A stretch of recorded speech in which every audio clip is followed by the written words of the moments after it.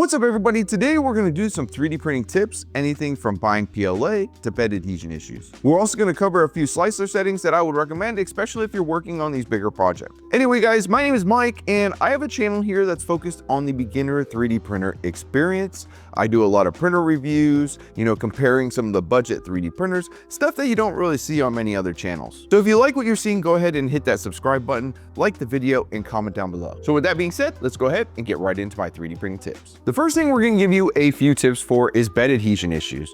So if you're having trouble like shown where it's just not sticking to the bed, it's like peeling up, or maybe it just looks like an uneven layer, we're going to go ahead and go over a few things that I would do to address this issue. The first thing I would do is just simply clean your build plate. You can take some glass cleaner and just a paper towel and you can wipe it up. I use Windex, I've used the Target brand of glass cleaner, Walmart brand, it really doesn't matter, just any sort of glass cleaner. The next thing you can do, you can also just use dish soap and water. Just get some Dawn dish soap, go into the sink, rinse it off, dry it with a paper towel. I would let it air dry a little bit so that way you don't get any water on your 3D printer, but this works as well. Now these are dependent on your build plate. Like for the Bambu Lab, I use glass cleaner. If I was using a BQ build plate, you don't want to use the glass cleaner on it. It tells you in the instructions what you should clean it with. There's a lot of stuff that can impact the way your prints stick to your build plate. I would say the most common is probably like your oils and the dust in your environment. The next thing I would do is check if your bed temperature is hot enough. So on my Bambu Lab plate, I run it a little bit hot. It's at 65 degrees. If I'm using a BQ plate, I obviously can get a little cooler because it is meant to run that way. But with the Bambu Lab A1, I actually lowered the bed temp down to 50 degrees just to show you guys that clip earlier where it's not sticking and you're having a lot of issues. And that was the result. So if I bump it up to 65 degrees, it prints perfectly fine. The last thing I would recommend when it comes to bed adhesion, just make sure your build plate is level. I run the leveling on my Bambu Lab A1 every single time. It only takes 5 to 6 minutes extra. You're not wasting a ton of time by doing it. Now something on like the Elegoo Centauri Carbon, on a longer print I might do it, but that bed leveling takes forever. So it just depends on your printer. When it comes to bed adhesion, I would say after the first few layers, you're normally good. That printer is going to be successful unless some sort of anomaly happens and it knocks it off, whatever. Sometimes stuff can happen even after, but I would say for the most part, if you go ahead, check the first few layers, you're going to be good. The reason we want to do this is you also want to prevent further issues down the road. You can have a glob of death, and that is not what you want. That is like a death sentence for your hot end. And you don't want to be out of commission, not printing for a while. So that would lead me into my second tip. Always make sure you have some spare nozzles on hand, because if you don't have a spare nozzle and you get some sort of clog, or you have that blob of death because you didn't check your first few layers and it just didn't stick, you let it go, you went to work, you didn't check a camera or anything, well, now you're out printing for a while. So always make sure you have some spare hot ends and nozzles available to you. All right, so let's talk PLA and where I would buy my PLA, where you get cheap PLA, all of that. So first things first, look for sales. I know this seems kind of obvious, but at the end of the day, that's how you're gonna get the cheapest PLA. So right now, Bambu Lab is actually running a summer sale. So it's way cheaper than it normally is. And I say way cheaper, you're talking like $14 a roll or something. I don't know the exact cost, but when you buy more, you get it for cheaper. So I believe right now their threshold is like buying 4+ rolls, and then you have like a 6+ roll option.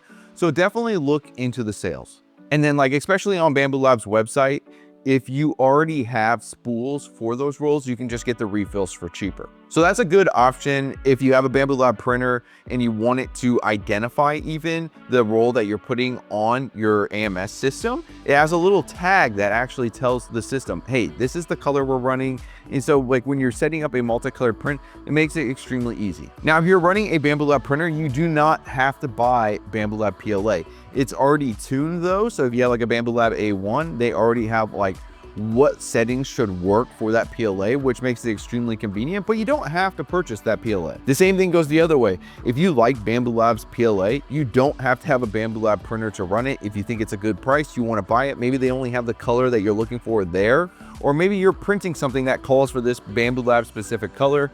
You don't have to have a Bambu Lab printer for it. You go ahead and type in your own settings and you can make it work. So we covered sales when it comes to PLA. So what if you're in a time period where there's not really any sales going? Well, honestly, just check Amazon. I go to Amazon and I purchase the Elegoo 4-pack. It's right now $52 or about $52 for 4 rolls, right? That to me is pretty cheap when it comes to PLA. I'm not trying to spend over $15 a roll at any point when I'm buying PLA, especially for like plain PLA. So the white and the black is regularly on sale even. I've seen this price drop to like $40 or $42 sometimes. Those are the opportunities that you probably want to stock up because you're getting a name brand filament and Elegoo at like less than $12 a roll. That's really cheap. I personally steer away from like the random companies because you just don't know what they're adding to their PLA. With a bigger company like Elegoo, you kind of, at least me, maybe it's bad, I'm assuming that they're not adding all this crazy stuff to their PLA, but we really don't know. But that's why I steer towards them. If you're more comfortable, just purchase the Bambu Lab stuff. It makes it extremely easy if you have a Bambu Lab printer. You know, it just depends on where you're at. I know a lot of people just buy the cheapest stuff they can find on Amazon. Personally, I go to Elegoo because it's already really cheap. I've seen people also purchase Sunlu, eSun. I've just had really good experience so far with the Elegoo filament. It doesn't give me any troubles. And when I'm already painting and sanding and doing all this stuff, the parts, it doesn't matter what color it is.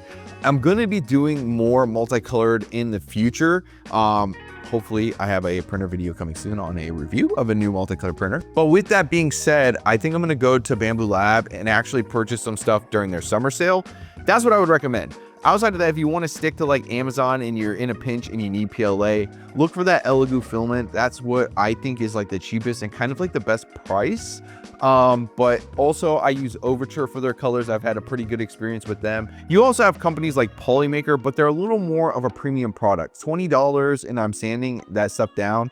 I just don't see it being worth it. I would like look, if you find PLA for $15 and under, I think it's a good deal. As far as Overture, I've even seen their plain filament. I think it sells on Amazon for like $14.99. I bought that as well when that goes on sale on Amazon. Just look at like an Amazon history tracker and you can see the different prices it has been. Maybe you just hold out a little bit if you already have some filament and just try to snag a good deal. All right, so now that we've talked about filament and where to buy filament, let's talk about dialing in your filament. You can do a calibration test actually in Orca Slicer and on the Elegoo Slicer. So if you're someone who just bought an Elegoo Centauri Carbon, go on the top left-hand side, you can see calibration, and you actually just start a calibration print. What it's going to print is actually a tower. So I have the tower here. So what it's going to do is it's actually going to print each layer at a different heat temperature of the extruder or of the nozzle. So you're looking at anywhere from, I believe this one was 190 to 230. It'll start at 230 and go up to 190. Now, the Elegoo Centauri Carbon handled this like a boss. I actually first saw this test on Uncle Jesse's recent video talking about dialing in your filament. Most of the time, filament, I think people make it way too complicated, right? If you're just someone looking to 3D print, honestly, follow what's on the roll, try it a few times. If it keeps failing or if it doesn't look quite right, maybe change it a little bit. But people act like this is rocket science. Printers are so good nowadays. Don't even worry about it. With the Bambu Lab A1, and if you're using Bambu filament, that already has everything that should work already dialed into their slicer. If it's not working, honestly, it's probably a printer issue that you need to resolve hardware-wise. So talking about slicer settings and trying to calibrate things, I'm gonna go ahead and give you a few slicer settings now that I think you should use. So if you're actually printing a big print like a life-size battle droid or some sort of life-size print, you don't wanna fill up the entire 3D print with all this material. You wanna make sure it's just strong enough and it'll last, but you know, you don't want to waste all this PLA. You want to save some money. So what you're going to do is actually you're going to change the infill. What the infill is actually the inside of the print, that kind of like what it goes inside. I don't really know how to explain it. It's just the inside of the print.